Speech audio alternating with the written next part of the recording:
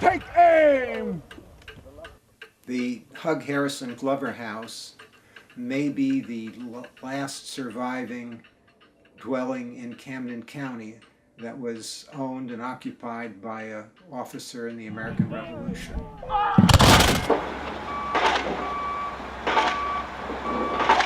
And it also is probably the oldest and the most historic house in Belmar.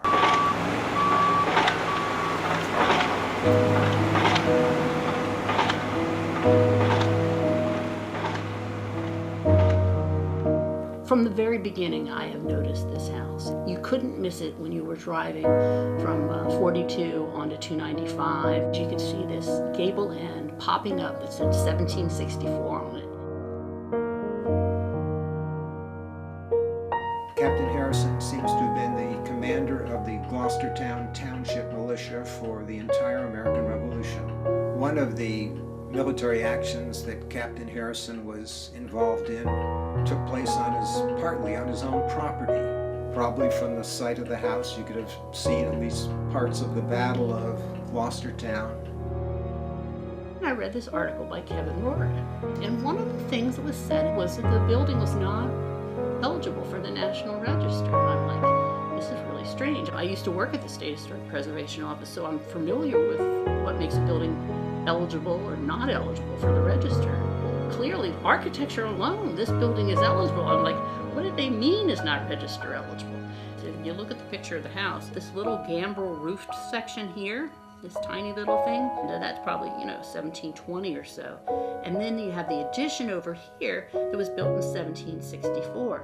That addition was built by Captain Harrison, who led the militiamen during the Revolutionary War. The Hugg-Harrison House is significant to the Battle of Gloucestertown. In November 1777, the British destroyed Fort Mercer.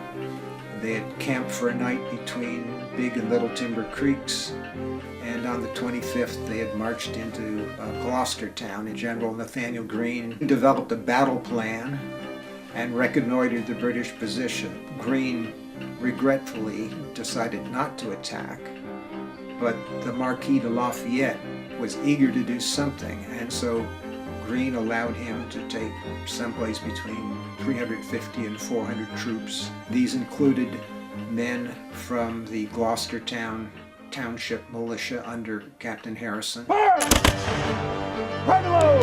Lafayette hit them hard and fast. They found an outpost of the British forces defended by about 150 Hessian riflemen, or Jaegers, hunters. They were just on the other side, the west side of King's Run, the south branch of Newton Creek. The militia worked their way into the woods and outflanked the Jaegers, and the riflemen were just as good shot as the Hessians. They pushed up the road and in the woods, and once they pushed the Jaegers off the hill on the other side of King's Run, the Continental Light Dragoons, the light cavalry, were able to get into the fields of Captain William Harrison's tenant farm. And with the open fields, they could advance quickly and threaten to get behind the Jaegers. And so the German riflemen started retreating very quickly. The British, learning about this, sent a detachment of light infantry, but Lafayette had got him rolling back, and he kept pushing hard despite a second reinforcement of elite British light infantry. They pushed him to the outskirts of Gloucestertown when they didn't dare push any further, and it was also getting dark. So it was a neat little victory.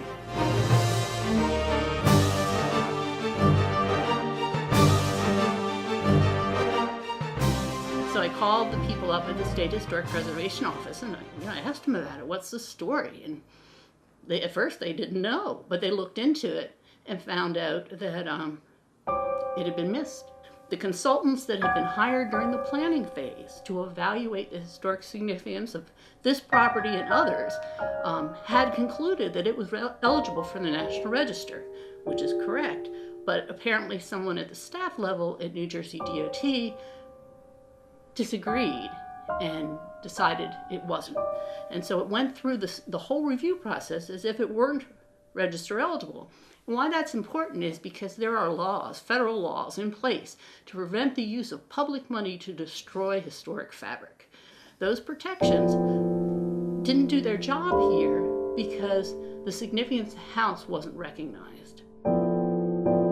It's the place where the men of Gloucestertown Township would have thought of when they thought of their commander and where he lived and the headquarters of the Gloucestertown Militia Company. Why demolish a historic building like this when you can simply move it out of the way? I don't know.